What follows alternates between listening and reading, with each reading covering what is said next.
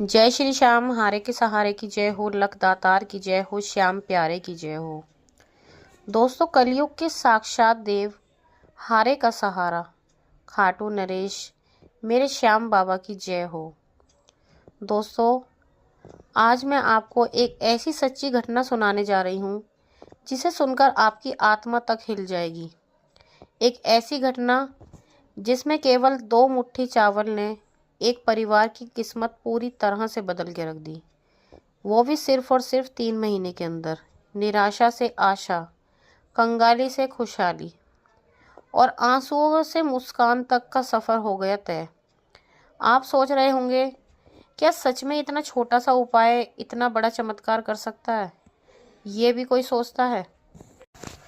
मैं भी यही सोचती थी, लेकिन जब मैंने ये घटना सुनी और उसके प्रमाण खुद अपनी आंखों से देखे तो मेरे मन में एक ही विश्वास जागा कि हाँ, सच में श्याम बाबा कर सकते हैं, करेंगे।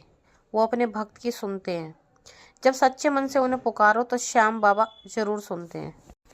राजस्थान के सीकर जिले में स्थित खाटू श्याम मंदिर में प्रतिदिन लाखों भक्त अपनी अर्जी लेकर आते हैं। कोई बीमारी से परेशान, किसी की नौकरी नहीं लग रही, कोई कर्ज में दबा हुआ है, तो कोई अपनी टूटी उम्मीदों को लेके आता है और बाबा सबकी सुनते हैं। सोचो दोस्तों, मतलब इतने भक्त आते हैं, लाखों करोड़ों भक्त आते हैं और बाबा अपने हर एक भक्त का ध्यान रखते हैं, हर भक्त की पुकार सुनते हैं, हर भक्त की सुनते हैं। क्योंकि वे केवल देवता नहीं हैं, वो तो महाभारत के महान योद्धा बर्बरीक हैं। बर्बरीक का ही दिव्य स्वरूप है, जिन्होंने वचन दिया था, मैं हमेशा हारने वालों का साथ दूंगा। इसलिए उन्हें कहते हैं हारे का सहारा, बाबा श्याम हमारा। दोस्तों, आज जो मैं उपाय आपको बताने जा रही हूँ, ये कोई तंत्र मंत्र से नहीं, ये कोई महंगा और अनुष्ठान नहीं है, ये कोई महंगा उपाय नहीं है। ये केवल श्रद्धा, विश्वास और सच्चे मन की पुकार है। और इस वीडियो के अंत में मैं आपको यह भी बताऊंगी कि 2 मुट्ठी चावल की अर्जी लगाने का सही तरीका कौन सा दिन है, कौन सा वो मंत्र है जिसका आपको जप करना है और किन बातों का आपको ज़रूर ध्यान रखना है। बस आप अंत तक जुड़े रहना। और अगर वीडियो पसंद आए तो वीडियो को लाइक ज़रूर करना, शेयर करना, कमेंट बॉक्स में जय श्री श्याम लिखना बिल्कुल भी मत भूलना। साथ ही साथ इस वीडियो को आगे ज़्यादा से ज़्यादा शेयर करना। तो चलिए दोस्तों, शुरू करते हैं। दिल्ली के पास रहने वाली एक महिला थी जिनका नाम था सीमा। सीमा के घर के हालात बहुत ही ज़्यादा ख़राब थे। जिन्होंने ये उपाय करा, पहले मैं उनके बारे में आपको ये बता देती हूँ। तो इनके घर के हालात बहुत ही ज़्यादा ख़राब थे। ये बताती हैं कि इनके पति की भी नौकरी भी चली गई थी।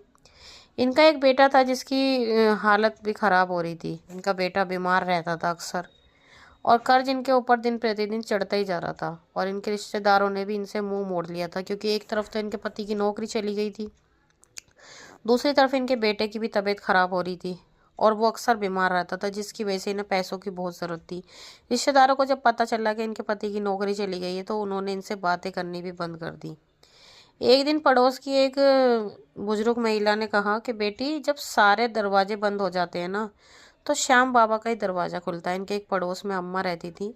ये बताती हैं कि उन अम्मा की मैं बहुत ज़्यादा शुक्रगुजार हूँ जिन्होंने मुझे बाबा श्याम से मिलवाया।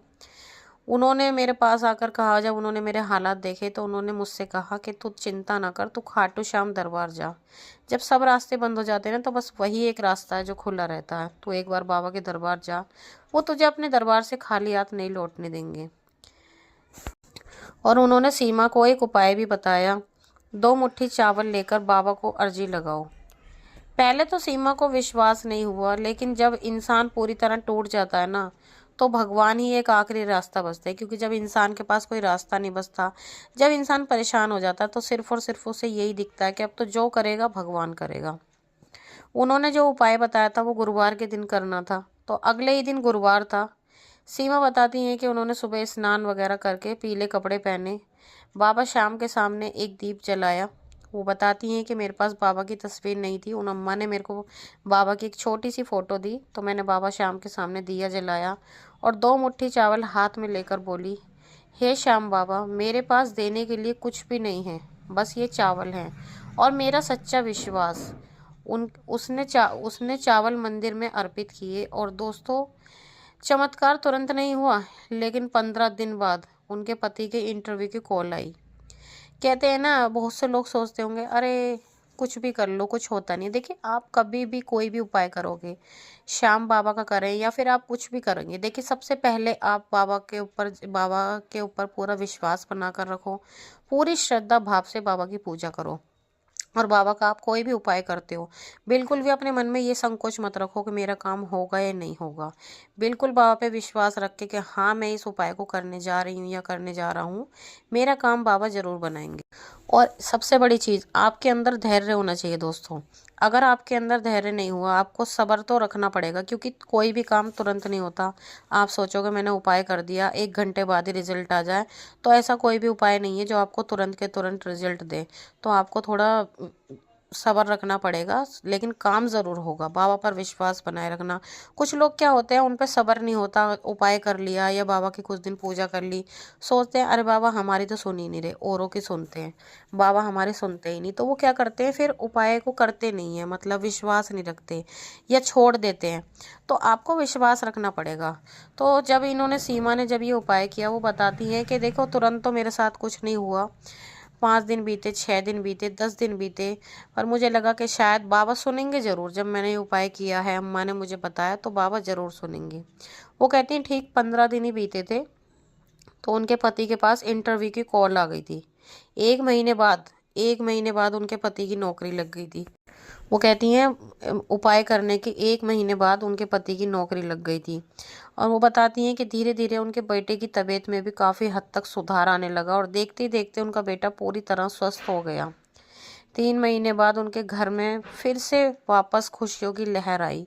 दोस्तों, बताती हैं कि 3 महीने के अंदर अंदर उनका बेटा पूरी तरह ठीक हो चुका था, और उनके पति की नौकरी भी लग चुकी थी। सीमा कहती है मुझे समझ आ गया था, ये बाबा को चावल नहीं, मेरा विश्वास चाहिए था, क्योंकि वो बाबा कभी किसी चीज़ के भूखे नहीं होते। बाबा के पास सब कुछ है, और हम कौन हैं, हमारी क्या ही औकात है कि हम बाबा को कुछ देंगे।